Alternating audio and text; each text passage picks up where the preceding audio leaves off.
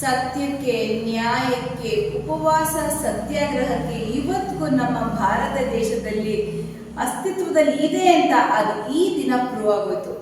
ಶಿಕ್ಷಣ ಸಚಿವರು ಧರ್ಮೇಂದ್ರ ಪ್ರಧಾನ್ ರೆಸಿಗ್ನೇಷನ್ ಕೊಡೋ ತನಕ ಸೋನಂ ವಾಂಗ್ಚುಕ್ ಅವರ ಆ 20 ದಿನ ಸತತ ಉಪವಾಸ, ಅದಕ್ಕೆ ಸಪೋರ್ಟ್ ಆಗಿ ನಿಂತ ಸಿಜೆಪಿ ಪಾರ್ಟಿ ಸಂಸ್ಥಾಪಕರಾದ ಅಭಿಜಿತ್ ಅವರು ಸಪೋರ್ಟು, ಅವ್ರ ಜೊತೆಲಿದ್ದ ಲಕ್ಷಾಂತರ ವಿದ್ಯಾರ್ಥಿಗಳು ಅವರೆಲ್ಲರಿಗೂ ಸಿಕ್ಕಿರೋ ಜಯ ಇದು.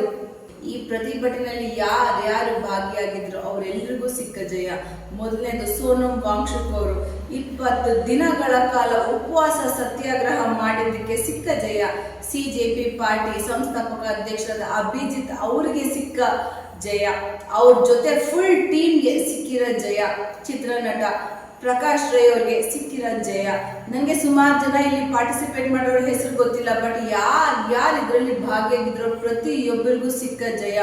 ಈ ನಮ್ಮ ವಿದ್ಯಾರ್ಥಿಗಳಿಗೆ ಬೆನ್ನೆಲುಬಾಗಿ ಅವ್ರ ನೋವಿಗೆ ಸದಾ ಕಾಲ ಮುಂಚೆಯಿಂದನೂ ಇದೇ ನೀಟ್ ಪರೀಕ್ಷೆಗೆ ಧ್ವನಿ ಎತ್ತಿರುವ ನಮ್ಮ ಅಪೋಸಿಷನ್ ಪಾರ್ಟಿ ಲೀಡರ್ ಆದ ರಾಹುಲ್ ಗಾಂಧಿ ಅವರು ಇದಕ್ಕೆ ಎಂಟ್ರಿ ಕೊಟ್ಟಿದ್ದು ಒಂದು ತಾರ್ಕಿಕ ಹಂತಕ್ಕೆ ಬಂದು ನಿಂತ್ಕೊಂತು. ಅವ್ರಿಗೂ ಕೂಡ ಸಿಕ್ಕ ಜಯ. ಎಲ್ಲರೂ WhatsApp, Facebook, Twitter, X account ಯಾರೆಲ್ಲ ಮನೆಗೆ ಕುತ್ಕೊಂಡು ಇದಕ್ಕೆ ಸಪೋರ್ಟ್ ಮಾಡಿದ್ರು ಅವ್ರಿಗೂ ಕೂಡ ಸಿಕ್ಕ ಜಯ. ಒಟ್ಟಿನಲ್ಲಿ ಕಂಪ್ಲೀಟ್ ನ್ಯಾಯಕ್ಕೆ ಸಿಕ್ಕ ಜಯ. ಇನ್ಯಾವತ್ತು ಯಾವ ಶಿಕ್ಷಣ ಮಿನಿಸ್ಟರು ಈ ತಪ್ಪು ಮಾಡಕ್ ಮುಂಚೆ ಎಚ್ಚೆತ್ಕೋಬೇಕು ಅಂತ ಹೊಡೆದು ಎಬ್ಸಿದ ನಮ್ಮ ಜನ್ಸಿಗಳಿಗೆ ಸಿಕ್ಕ ಜಯ. ನಿಜವಾಗ್ಲೂ ಎಲ್ಲಾರ್ಗೂ ಸಿಕ್ಕಿದೆ ಈ ಜಯ.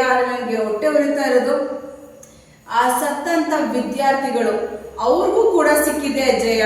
ಬಟ್ ಅವ್ರ ಪ್ರಾಣ ಹೋಯ್ತು ಅನ್ನೋದು ಒಂದು ಬೇಸರ ಇದೆ. ಮತ್ತೆ ಆ ಪ್ರೊಟೆಸ್ಟ್ ಅಲ್ಲಿ ಯಾರ್ಯಾರ ವಿದ್ಯಾರ್ಥಿಗಳಿಗೆ ನೋವಾಗಿತ್ತು, ಅಷ್ಟಷ್ಟು ಬಾಸುಂಡೆಗಳು ಬರೋ ತರ ಓಡದೆ ಹಾಕಿರಲ್ಲ, ಅವ್ರ ಮೇಲೂ ನಂಗೆ ನೋವಾಗ್ತಿದೆ.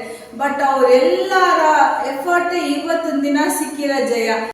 ಎಲ್ಲರಿಗೂ ಜಯ ಸಿಕ್ಕಿದೆ. ಫೈನಲಿ ನಮ್ಗೆ ನ್ಯಾಯಕ್ಕೆ ಜಯ ಸಿಕ್ಕಿದೆ. ಸತ್ಯಮೇವ ಜಯತೆ.